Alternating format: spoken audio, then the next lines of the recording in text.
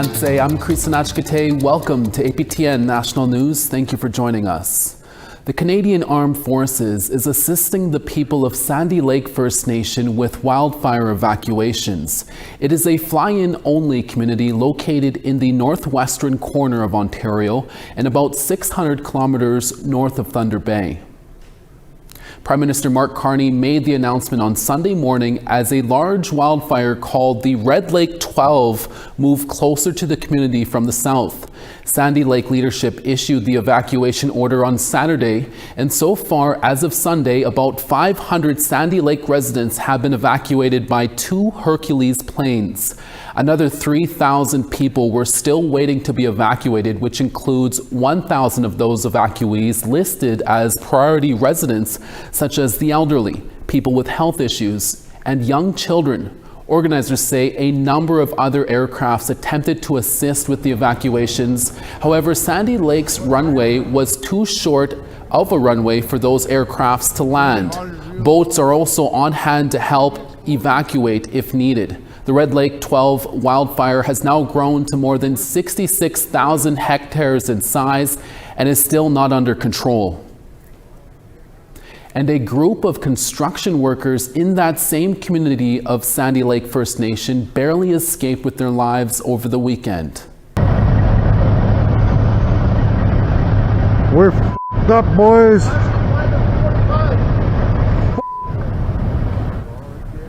On Saturday, about 19 construction workers were trapped by the fire for several hours after they were attempting to create fire barriers to stop the fire from spreading to the Sandy Lake First Nation. Helicopters tried to rescue them but could not land due to the thick smoke and extreme heat. The group had no choice but to take shelter in a shipping container, and then last second, they managed to escape by a vehicle convoy with flames up to 200 feet high around them. Sandy Lake First Nation Chief Dolores Kagagamik said the workers were very traumatized by the whole ordeal, and she believes the large open space where they were working saved them and kept the fires far away enough to escape. We will bring you an update to this story later today in our evening newscast.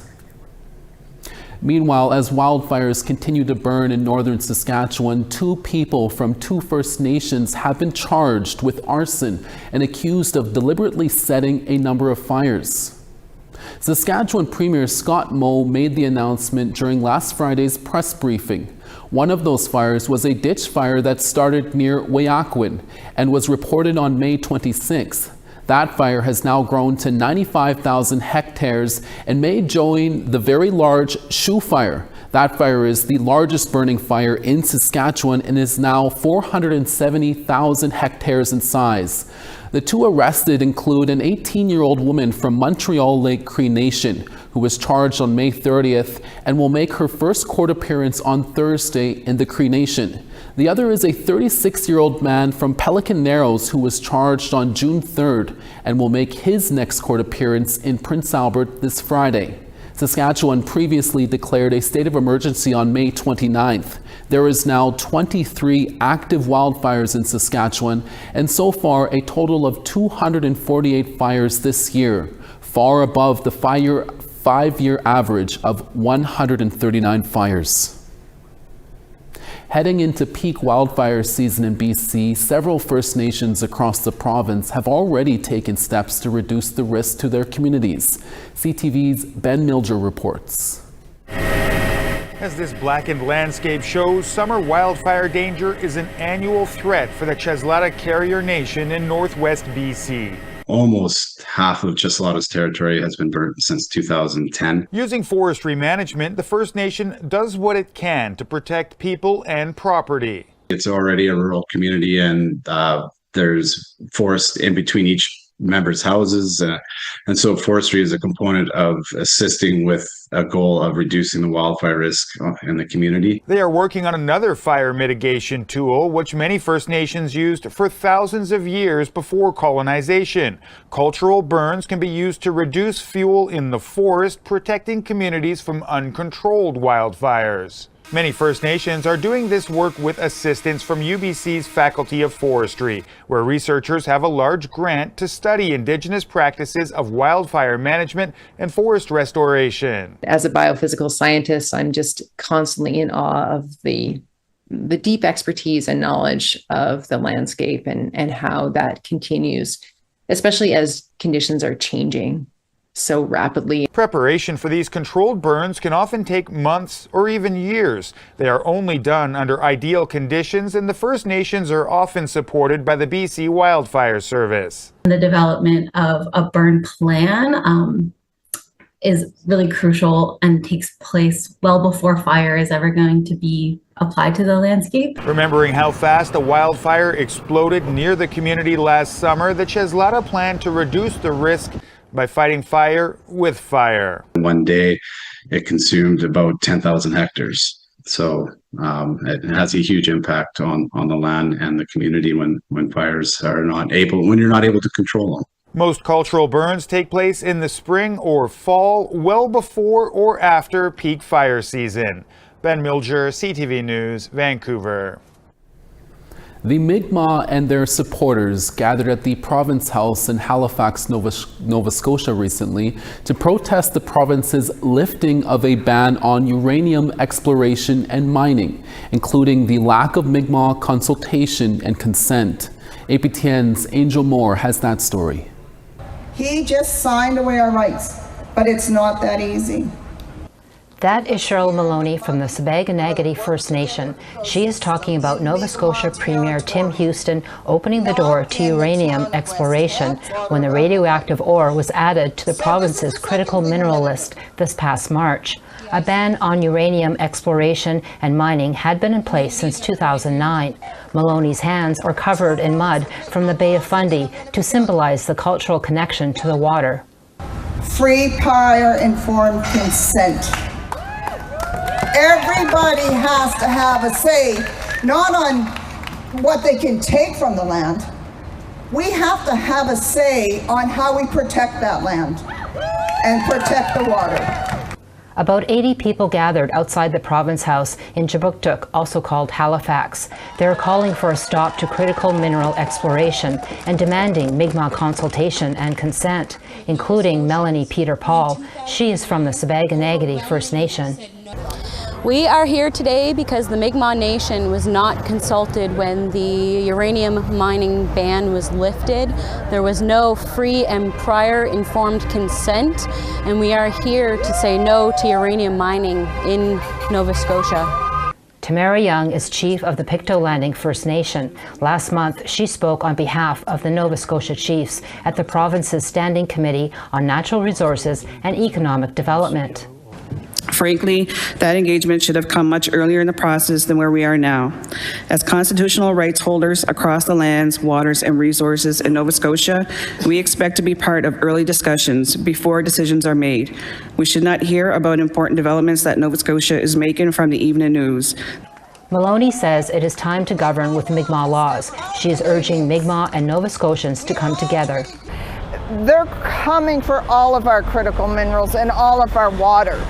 And those two things together are really important. And the lack of communication consultation by Tim Houston's government is why we are going to start a shadow government. Angel Moore, APTN National News, Jabuktuk, also known as Halifax. Time now for a break, but first, here's what our Chris Stewart is working on for later this week in Siksika. I'm Chris Stewart. The Siksika Nation in Blackfoot Territory on Treaty 7 held a repatriation ceremony on Friday to celebrate the return of two sacred ribstones that have been held in the museum for a century. The ribstones were meditation rocks and a place of prayer. And so having these rocks back home so we can tell our future generations of what they were used for and how they were helpful in us maintain our life and exist on the prairies by being able to hunt the buffalo and live off the buffalo and live off the land. That's coming up on the APTN National News.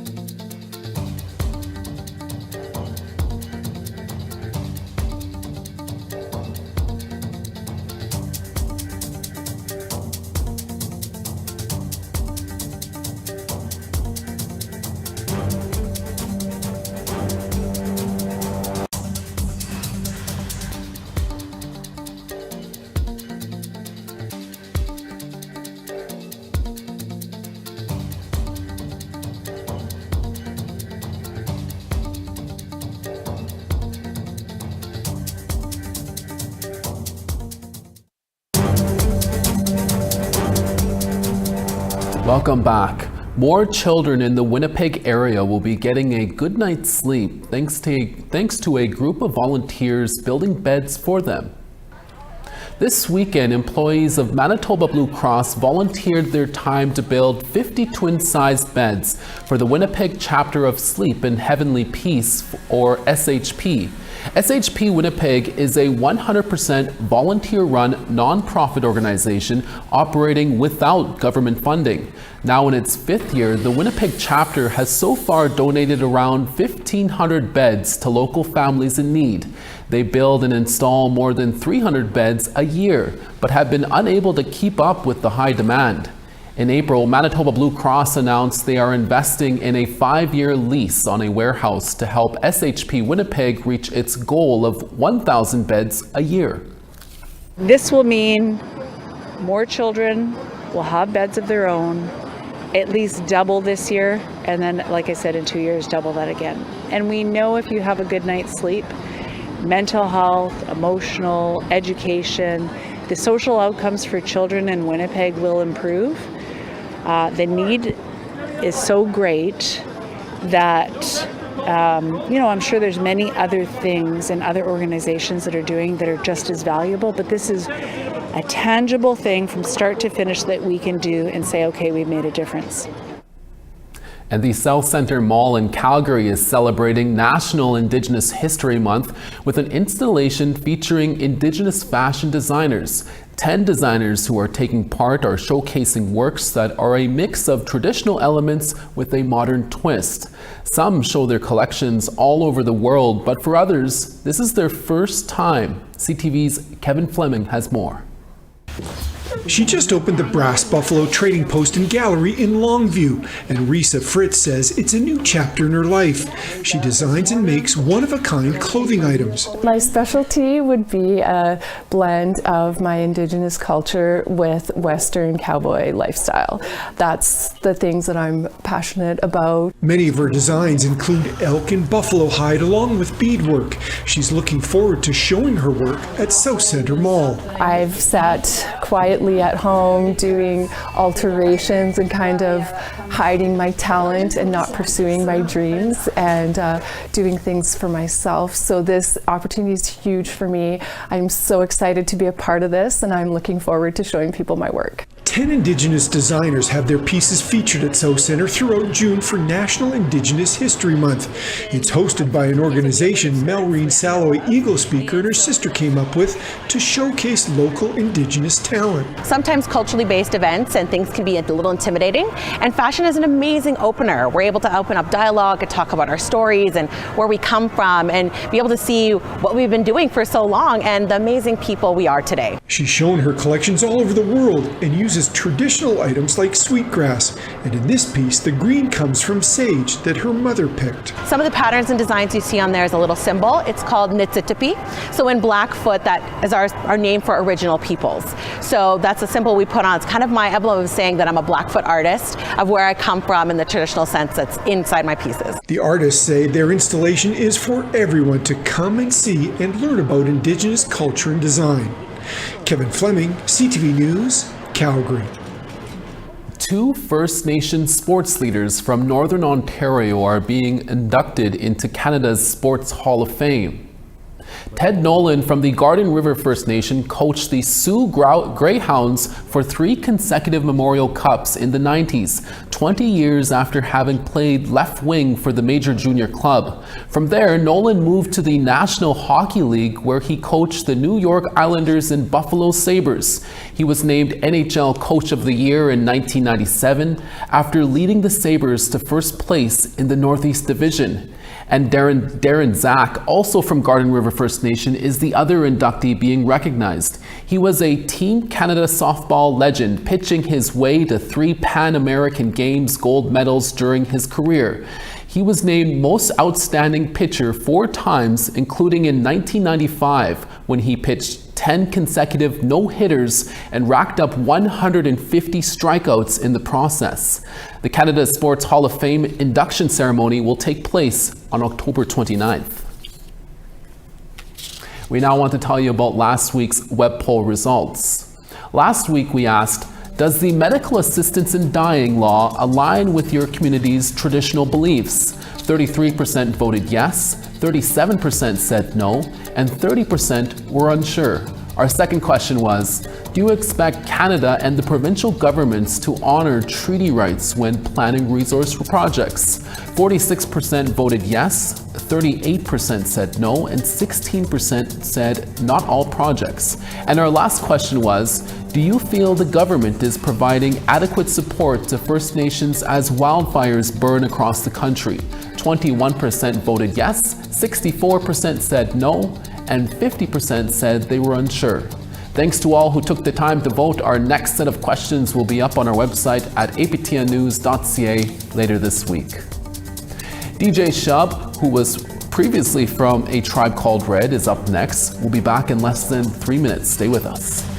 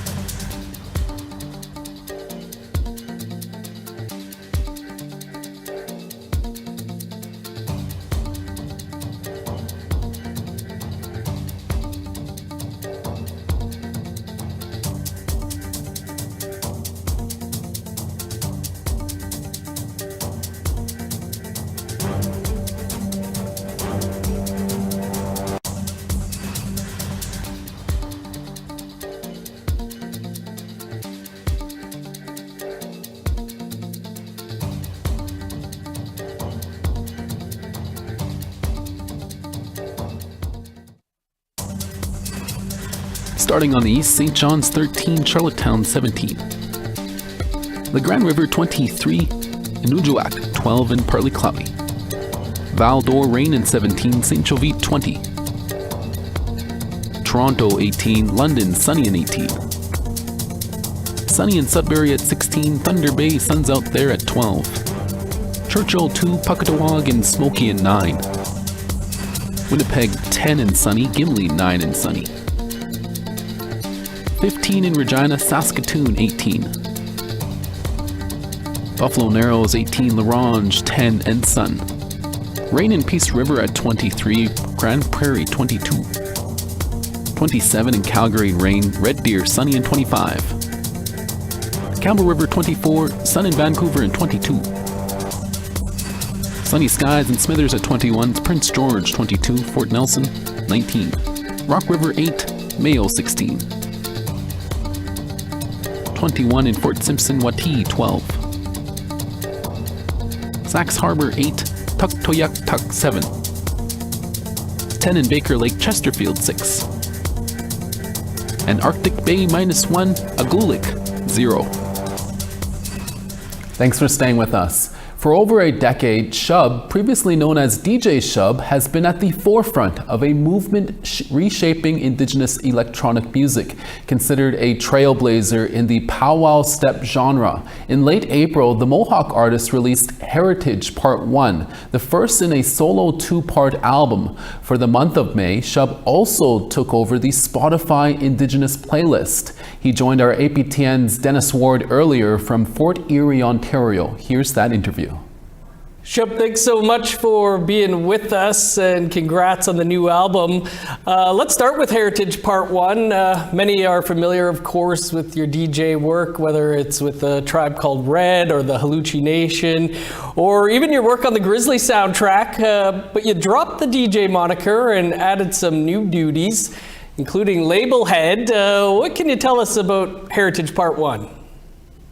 Well, Heritage Part 1 I've been working on for a couple years now, and it's kind of like a culmination of a lot of things, and musically where I am right now, where I stand, and you know, my journey throughout those years that you just mentioned, you know, making power step and DJing and everything like that. And I think it's a natural evolution of where my music is going to go. And personally, you know, like as I get older too, you know, I'm not getting any younger, you know, my taste for music has changed a bit, you know, and just the way I attack music now is more different than I used to. You know, before it was kind of just like, you know, banging out so many songs as I can and what's the new style sort of thing. So, but now it's just more of a journey and just like taking it easy and writing what I want to write, you know, and enjoying it. You know, not that I didn't necessarily enjoy it before, but now it's just, it's enjoying it on another level.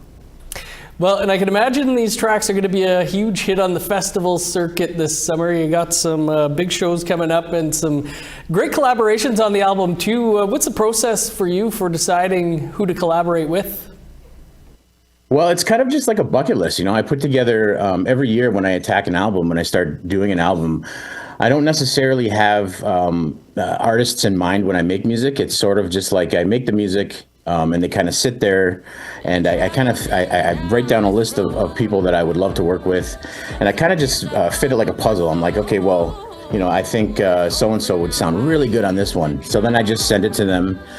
And then I get their feedback. They either really love it or they kind of like, this is sort of not my style, but the majority of the time they're like super excited about it. And for me personally, I love seeing that where that collaboration comes in, what can they bring to that? Because I know, you know, all the artists that I have on my album, how special they are and how unique they are and how amazing they are. So I just kind of let them work their magic, you know what I mean? And it just comes together organically, and it's just so amazing. Like the collaborators I had on this album, Part 1 and as well as Part 2 that's coming out soon, is everybody that was on my bucket list.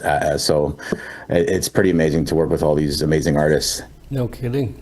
Well, during the month of May, you were also curating Spotify's Indigenous playlist. Can you tell us about some of the artists you selected and why you wanted to highlight them? Yeah, I think it's, you know, artistically, you know, as far as the artist goes, I think it's a chance for them to everybody to hear them, you know, and get hyped about them as much as I do. You know, like these are artists that I listen to that are on my playlist.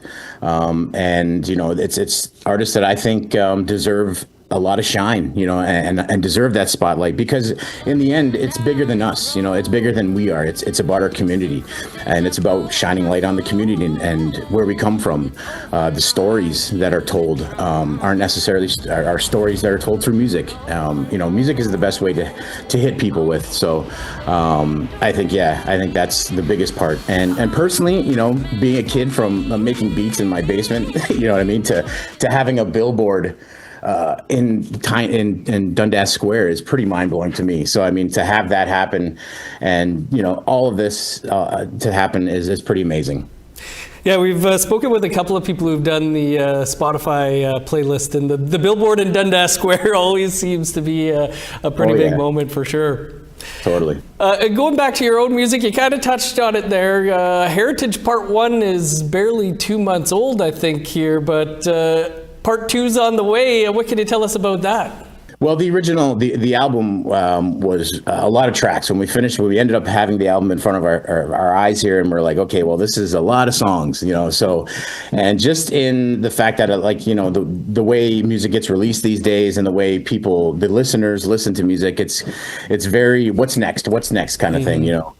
So instead of releasing a 25, 30 track album, we split it up in two. So we decided to do that more of a social and marketing way, you know, just to see what happens that way. And the response is amazing. You know, like we've had a ton of response to it, and people are, you know, we really haven't talked about the release date for part 2 yet, but, you know, we've been mentioning that there is a part 2 coming, and people are excited about that. But, you know, like you said, part 1 is still fresh in everybody's mind, and the tracks are still, you know, people are still listening to these tracks. So it's exciting overall. It kind of, you know, when you release one album, it's released and that's it. You know what I mean? So but now that I know that something else is coming, it's kind of it keeps the chills going. You know what I mean?